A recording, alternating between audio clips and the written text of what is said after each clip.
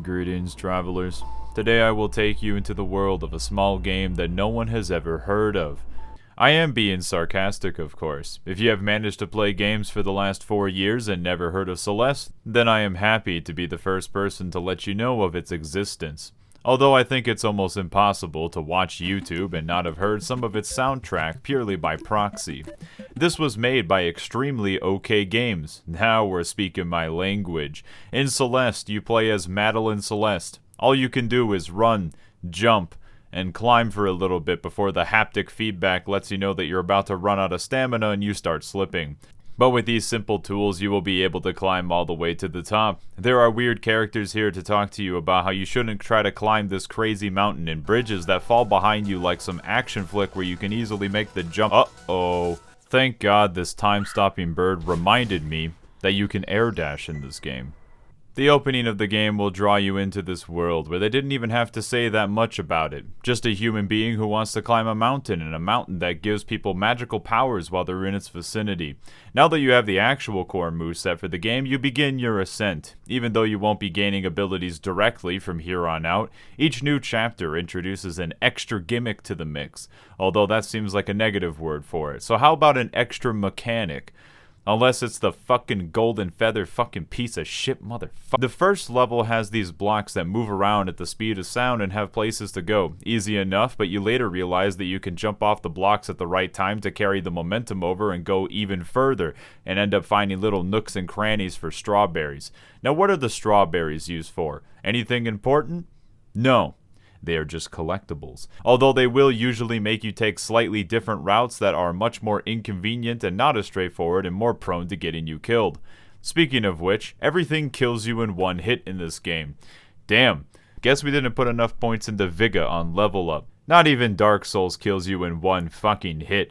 So this game is pretty hardcore, although it does have the innovative new technology of being able to pause the game and generous checkpoints considering that there isn't too much room for error.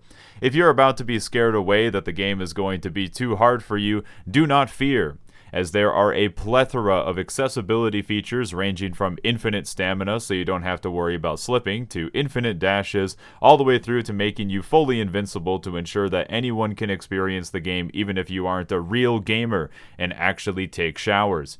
Is the game more fun without the threat of dying? In my personal opinion, no, but I won't speak for you and how you want to play the game. Do I think this is the best way to make the game accessible? Well, it is better than nothing, and I would rather praise games when they make them accessible rather than insult those who decided that they didn't care. Although I think that this game has enough accessibility options for those who want or need them, and I'm always glad when the developers actually care.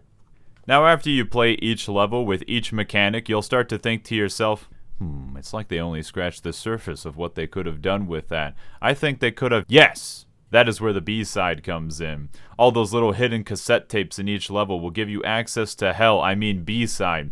Areas where those mechanics are pushed to another level that you didn't even think was possible given what you saw in the normal version of the stage. And this is where the difficulty truly kicks in, where you're like, psh, I didn't die that many times.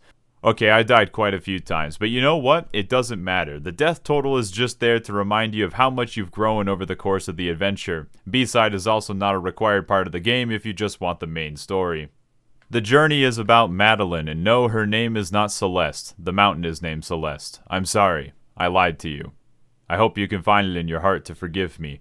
Although this is a journey about trying to overcome internal struggles, anxiety, depression, the feeling of needing to get your life out of the rut that it's currently in by trying to push yourself to do something more than usual. The story is told in a simple but brutally effective way. If you don't suffer from anxiety or depression, don't worry, the levels will eventually give it to you. There are a ton of small moments crammed into this game that will easily tug at your very essence and probably push you to some tears at some points, only for them to drag you back up to the top and give you the emotional satisfaction that you deserve. It's short, sweet, to the point, and easily relatable to everyone on some level who sticks with it to see the conclusion. The movement in this game was clearly made with a lot of intense care and immense effort to make it feel as fluid and consistent as possible. People can make whole videos just focusing on how well designed the core movement of the game is.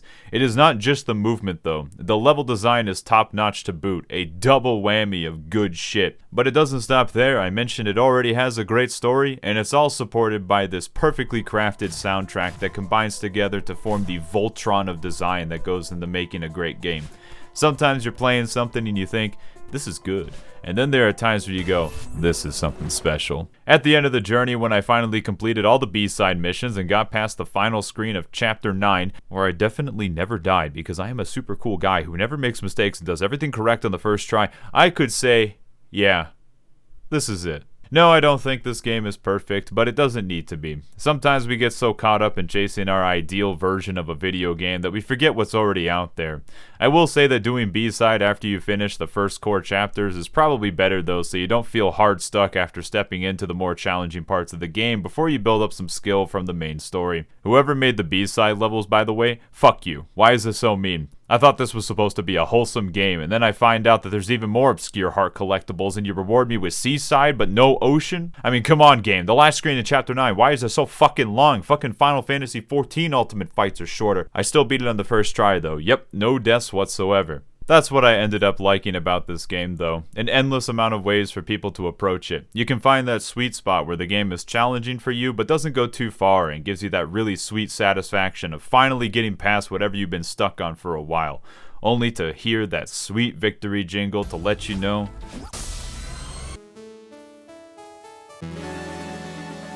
you made it. Even after you're done, you can still try to beat levels without dying if you didn't do it the first time, like me. And if you really want to get even more hours out of the game, it's one of the best things to try to speedrun as well. All things where I once again can't really complain about anything in this game. I also only scratched the surface of how many things they managed to hide away in this game in this video, including but not limited to movement tech that they don't teach you until you absolutely need it, an 8-bit version of the game within the game, and don't worry, my least favorite gimmick is not the gold feather, it's the one that they never reused because they knew how evil it was. Like many videos I make on my channel about other games, I highly recommend Celeste if you've never played it before. And even if you don't like the game on a personal level, you'll probably appreciate it just from the sheer amount of work that clearly went into making it. Now let's get out there and play the game on turbo mode. Oh my gosh, is this another generic end screen to a YouTube video?